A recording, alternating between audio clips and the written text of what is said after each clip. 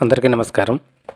Today lesson 10th class economics social studies money and credit. ద్రవ్యం, పరపతి. ఈ పాఠంలోని కొన్ని ముఖ్యాంశాలు. బ్యాంకుల పరపతి కార్యకలాపాలు.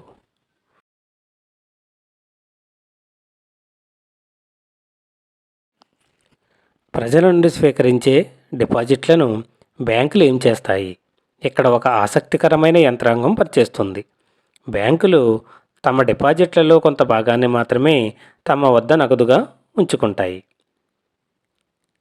ఫర్ ఎగ్జాంపుల్, ఈ రోజుల్లో భారతదేశంలోని బ్యాంకులు తమ డిపాజిట్లలో దాదాపు 15% సొమ్మును తమతో ఉంచుకుంటాయి.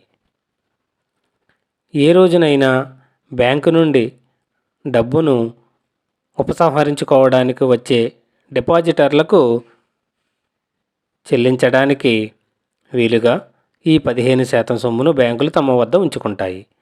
ఏదైనా నిర్దిష్ట రోజులలో చాలామంది డిపాజిటర్లలో కొంతమంది మాత్రమే నగదును వెనక్కి తీసుకోవడానికి వస్తారు.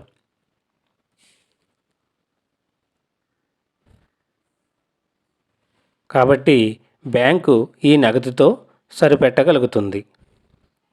అందరూ ఒకేసారి వస్తే మాత్రం బ్యాంకుకి ఇబ్బంది కలుగుతుంది. బ్యాంకులు డిపాజిట్లలో ఎక్కువ భాగాన్ని రుణాలు ఇవ్వడానికి అంగీకరిస్తాయి. వివిధ ఆర్థిక కార్యకలాపాల కోసం రుణాలకు భారీ డిమాండ్ ఉంది.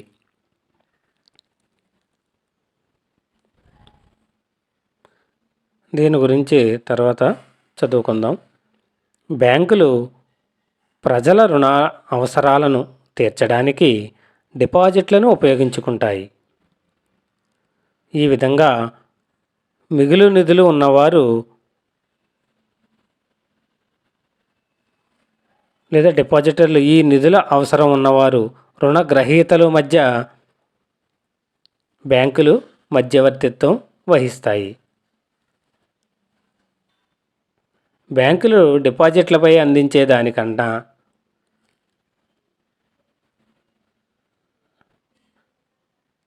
ఎక్కువ వడ్డీ రేటును రుణాలపై వసూలు చేస్తాయి.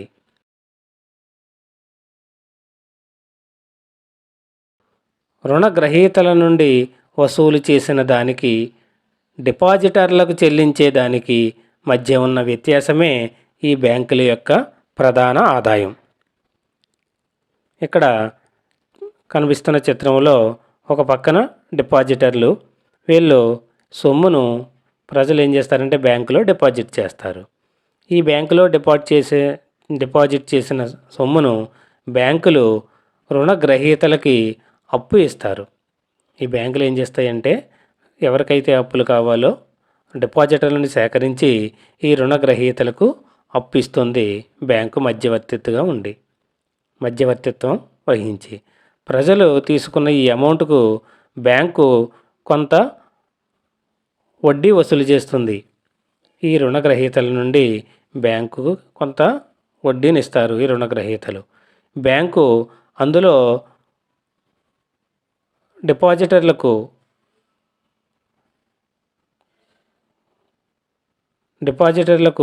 కొంత సొమ్మును అందజేస్తుంది. ఈ విధంగా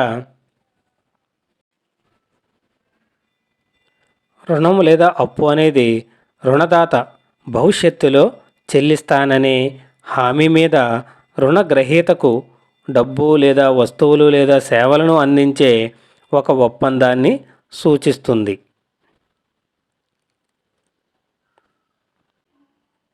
బోట్ల తయారీదారు సలీం ఒక పట్టణంలో, ఈ పట్టణంలోని ఒక పెద్ద వ్యాపారి నుండి 3000 జతలు బోట్లను ఒక నెలలో డెలివరీ చేయడానికి ఆర్డర్ తీసుకున్నాడు ఈ సలీం.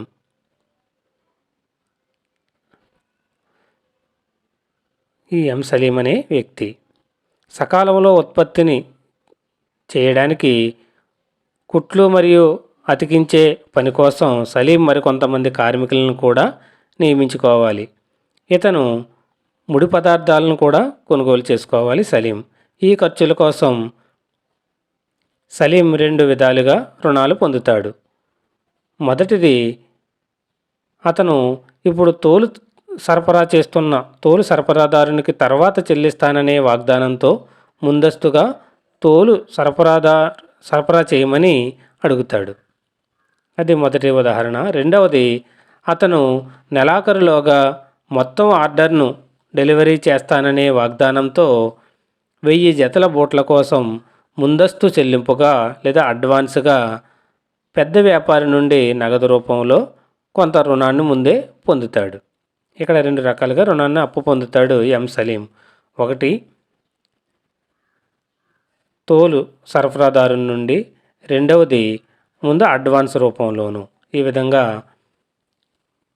2 రకాలుగా ఈ సలీం రుణం పొందుతాడు. రెండవది అడ్వాన్స్గా. నెలాఖరులో సలీం ఆర్డర్ను డెలివరీ చేయగలడు, మంచి లాభం పొందగలడు. అతను అప్పుగా తీసుకున్న డబ్బును తిరిగి చెల్లించగలడు కూడా. ఇక్కడ అప్పు అనేది సలీంకు ఎంతో ఉపయోగకరంగా ఉంది. ఈ సందర్భంలో ఉత్పత్తి యొక్క నిర్వహణ, మూలధన అవసరాలను తీర్చడానికి సలీం రుణాన్ని పొందాడు.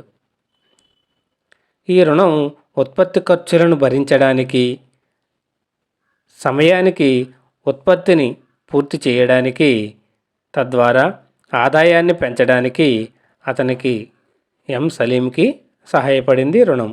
కాబట్టి ఈ పరిస్థితులలో అప్పు కీలకమైన మరియు సానుకూలమైన పాత్రను పోషిస్తుంది. అంటే అప్పు అనేది సలీంకి ఎంతో ఉపయోగకరంగా ఉంది.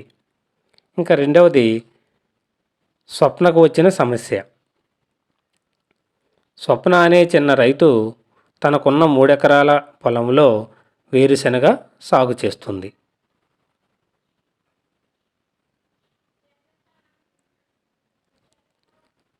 పండించిన పంట మీద వచ్చే ఆదాయంతో తిరిగి చెల్లించగలను అనే ఆశతో సాగు ఖర్చుల కోసం ఆమె వడ్డీ వ్యాపారి వద్ద అప్పు తీసుకుంటుంది. మధ్యలో తెగుళ్ళ బారిన పంట నష్టపోతుంది. స్వప్న తన పంటలకు ఖరీదైన క్రిమిసంహారక మందులను పిచికారీ చేసినప్పటికీ దానివల్ల పెద్దగా ఉపయోగం లేదు. ఆమె వడ్డీ వ్యాపారికి తిరిగి చెల్లించలేకపోతుంది. ఆ సంవత్సరాంతానికి అప్పు పెద్ద మొత్తంలో పెరుగుతుంది. మరుసటి సంవత్సరం స్వప్న సాగు కోసం కొత్తగా మళ్ళీ అప్పు తీసుకుంటుంది. ఈ ఏడాది దిగుబడి సాధారణంగా ఉంది, కానీ ఆ సంపాదన పాత రుణాన్ని తీర్చడానికే సరిపోలేదు. ఆమె అప్పుల్లో చిక్కుకుంది. అప్పు తీర్చేందుకు భూమిలో కొంత భాగాన్ని స్వప్న అమ్ముకోవాల్సి వచ్చింది. అంటే ఇక్కడ అప్పు అనేది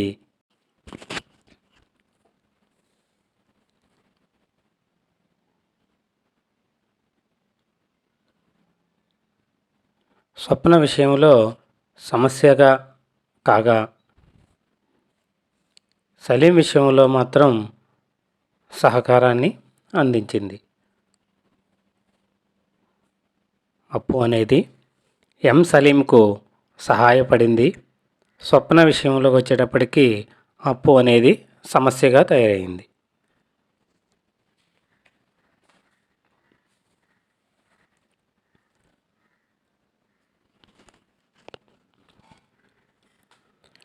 గ్రామీణ ప్రాంతాల్లో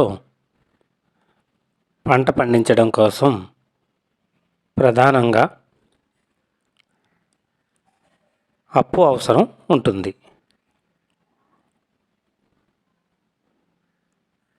పంట ఉత్పత్తిలో విత్తనాలు, ఎరువులు, పురుగు మందులు, నీరు, విద్యుత్, పరికరాల మరమ్మతులు మొదలైన వాటిపై చెప్పుకోదగిన ఖర్చులు అనేవి ఉంటాయి.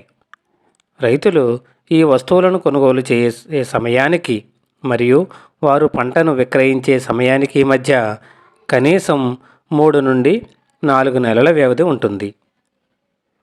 సాధారణంగా రైతులు పంట కాలం ప్రారంభంలో పంట రుణాలు తీసుకుని పంట కోత తర్వాత తిరిగి అప్పు చెల్లిస్తారు. అప్పు తిరిగి చెల్లించడం అనేది ప్రధానంగా వ్యవసాయం ద్వారా వచ్చే ఆదాయంపై ఆధారపడి ఉంటుంది.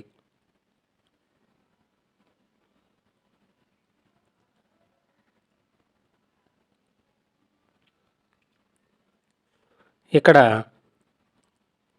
ఇద్దరున్నారు వ్యక్తులు, సలీం, స్వప్న. వారికి రుణం ఎందుకు అవసరమైంది? సలీంకి వచ్చేటప్పటికి పెట్టుబడిగాను నష్టభయం లేదు, తక్కువ నష్టభయం, ఫలితం లాభం వచ్చింది.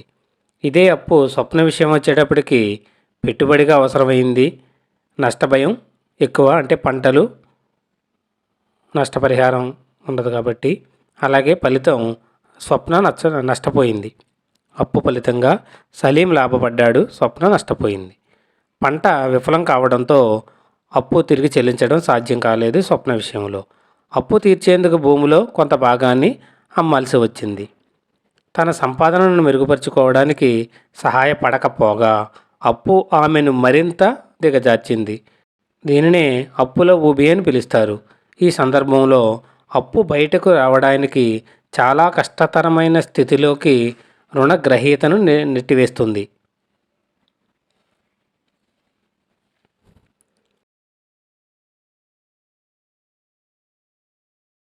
అప్పు ఆదాయాలను పెంచడానికి సహాయపడుతుంది. అందువల్ల వ్యక్తి మునుపటి కంటే మెరుగ్గా ఉంటాడు. మరొక సందర్భంలో పంట వైఫల్యం కారణంగా అప్పు వ్యక్తిని అప్పుల ఊబిలోకి నెట్టివేస్తుంది. ఆమె అప్పు తీర్చుకోవడానికి తన భూమిలో కొంత భాగాన్ని అమ్మాలి. ఆమె పరిస్థితి మునుపటి కంటే చాలా అధ్వాన్నంగా ఉందని స్పష్టమవుతుంది. రుణం ఉపయోగకరమా కాదా అనేది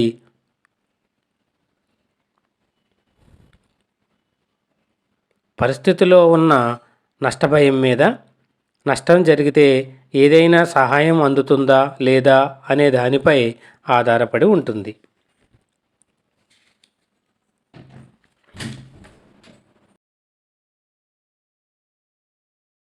లైక్ చేయండి, షేర్ చేయండి, సబ్స్క్రైబ్ చేయండి, పక్కన ఉన్న బెల్ ఐకాన్ ప్రెస్ చేయండి.